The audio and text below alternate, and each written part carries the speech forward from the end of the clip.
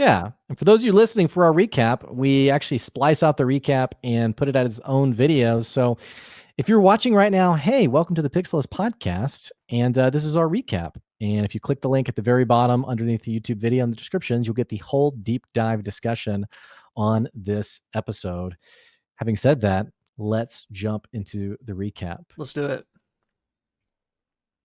So the episode picks up from the massive cliffhanger from the previous episode where we saw Opal being pinned to the ground by myr'atta, who is slamming these residuum spikes into the ground that are sort of tethered to these residuum needles that are in both of her shoulders and her head.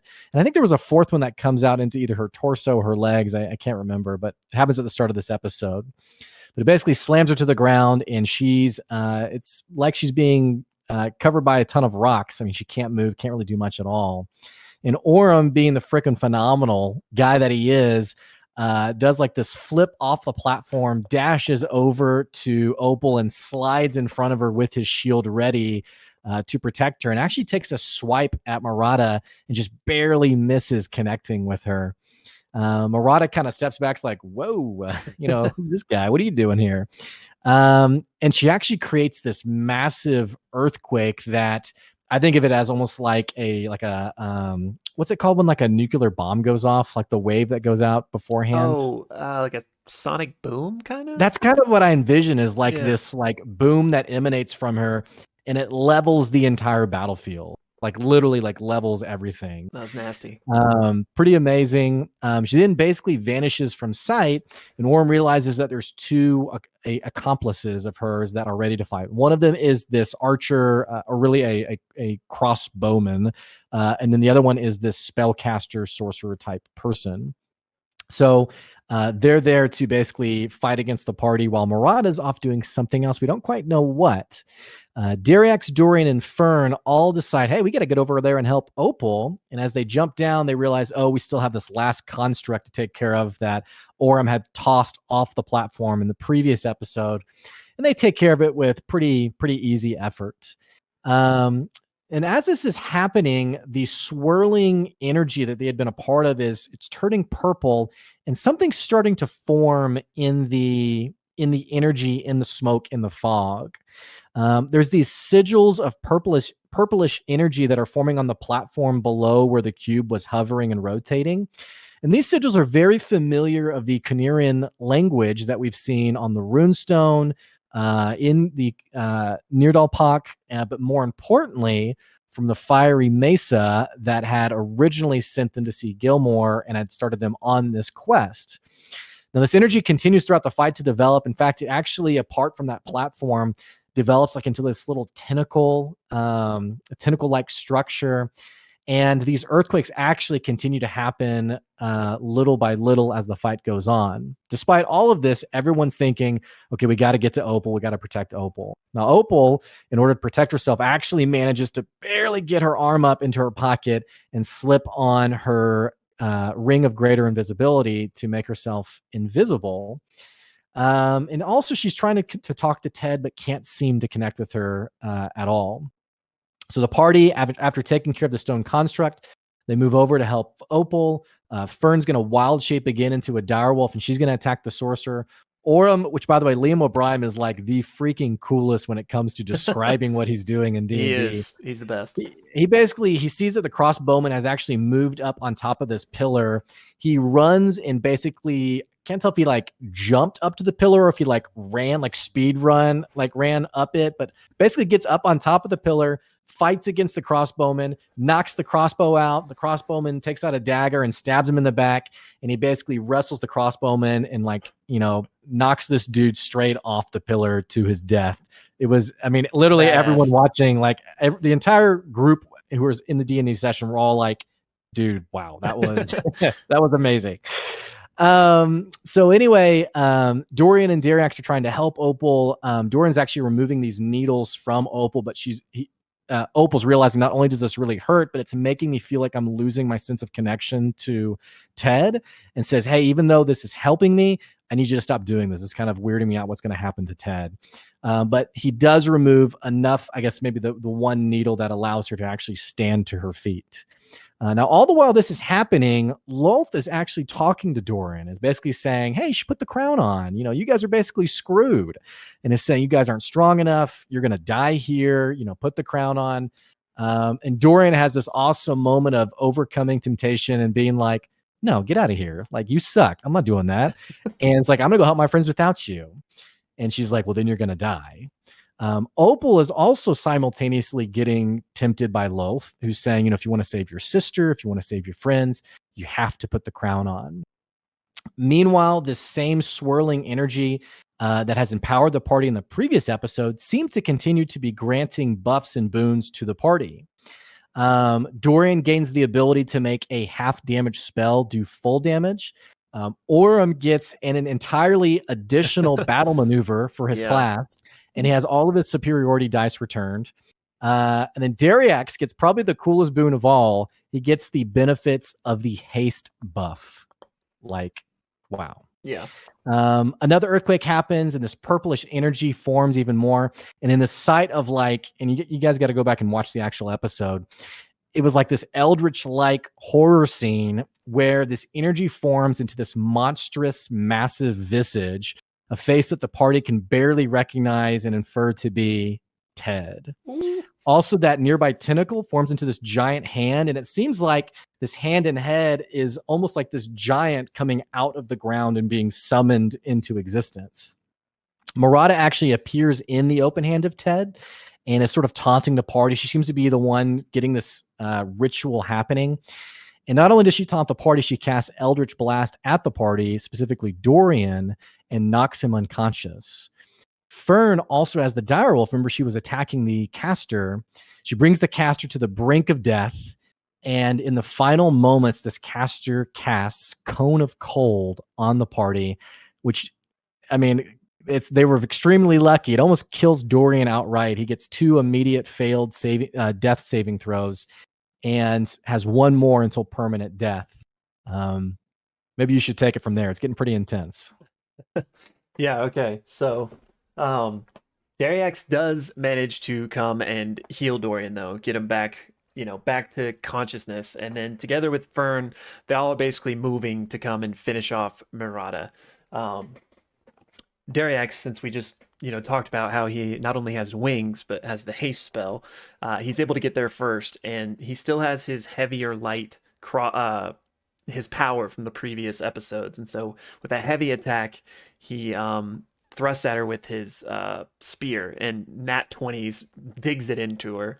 And in response, she just kind of pulls herself further on it and casts Inflict Wounds on him, which actually knocks him unconscious and causes the bag with the Spider Queen's crown in it to clank and fall to the ground. Then myr'atta, who's basically on the brink of death at this point, uses Dariax as a human shield, so she's just holding his unconscious body like in the way to prevent the rest of the party from finishing her off. And like Blake mentioned, they're all on this hand, so like if they were to die, they'd both fall off and he would surely die. But Dorian flies up and manages to wrestle kind of with myr'atta and is able to get in to touch Dariax and cast Cure Wounds in order to bring him back to consciousness. But myr'atta is going to use her counterspell to prevent that. But I think Abria's like, hey, Robbie, how much do you want this? And he's like, I want it more than anything.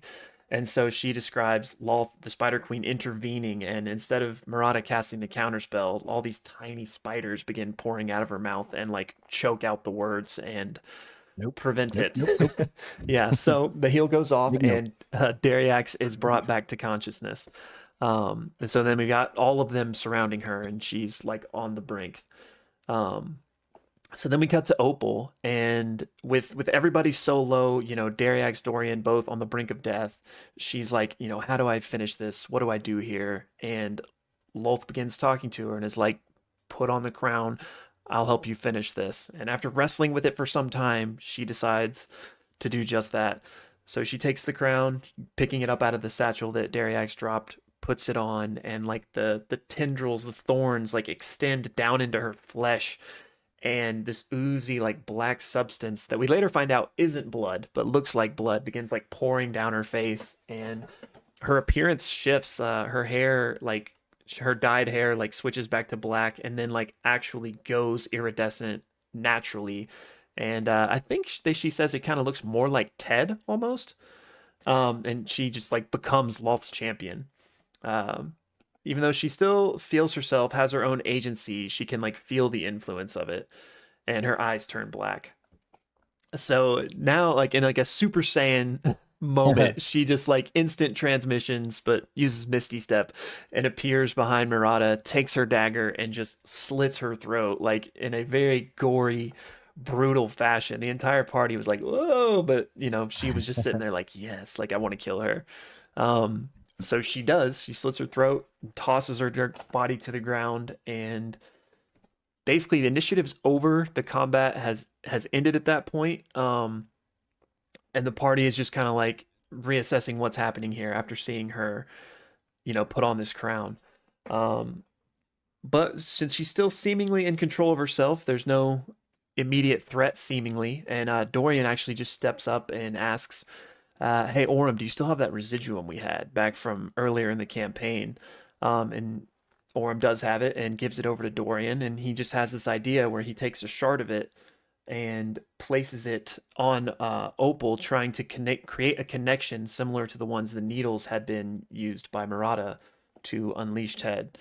So he takes one, touches her with it, and with a really high roll, he's able to create this connection. He hears this like sound that he is then able to emulate to foster the connection, and he takes it over to the big amorphous Ted and places it in her forehead in order to like try to make that bridge between them again. And he is successful, but then he's like, okay, now to finish this, I'm gonna write a glyph, a sigil, just like the ones we've been seeing from the ash hole and the ruins of Cunera. And he decides to try and write the word opal to like fully foster this. But he's struggling. He doesn't really remember exactly how to do it, and so the entire party comes together and they make a group. They all make individual roles, but as a group, they're trying to strengthen this ritual. And so Abria asks each of them what they bring to it. So Orem rolls a history check, and he tries to recall what he can remember about the glyphs to try to help Dorian be able to, correct his mistakes. And he basically is given the realization that, hey, this is not just a name, these runes are a description. So not literally opal, but stone that catches fire. Fern rolls a medicine check and notes that the connection is missing a crucial element, the compassion of life. Opal is not just a stone, but a person, a loved one, a sister. Dariax comes and he rolls a dexterity check, and he climbs up there with Dorian. And since he too touched the plinth and the ruins of Cunera, and he saw all those runes too, he's like, no, wait, you messed up here, do this. And so he takes some of the residuum and begins crafting the rune with him. And then finally, we have Opal. She's last, and she makes a persuasion check to try and plead for Ted to stay with her. Although she rolls poorly. And so what she does is she reaches out to this energy, this like miasma that has been empowering them throughout this whole encounter, and is like, please help me. And it becomes a religion check. She's just praying, pleading to try and keep Ted with her. And in so doing, she is granted guidance and understanding of what they're missing. And so she shouts kind of what she's interpreting from this to try and finish the rune. And together they do just that. It not only the rune is complete and not only says opal, but it says sister, safety, home, belonging, and boom, the ritual is completed. And this like monstrous Ted construct dissolves into the ground, and Opal can feel Ted returning to her. Um, so now that that has happened, the chaos is for the most part subsided. They decide to kind of take a breath, rest, kind of make camp, and see what's going on next. So they share this much needed moment of rest, and they know that their journey is really just beginning. They decide to stay together, and they have so much more still to do. With first on the docket being to go track down Umeji. Um, More importantly, they agree that Opal and the crown is something that they can, hold off for till tomorrow, since she still seemingly has her agency. But then Dariax pops in and was like, "Hey, how about we be the crown keepers?" And that'll be our name until we lose it or until something else happens. So from this moment forward, they're the crown keepers, and one by one, they kind of take their rest, and the campaign ends. The XU ends. But we do get one final post-credit scene, and that is, I'll just read it word for word here. Posca holds court in a dimly lit room. She kicks her feet on the desk.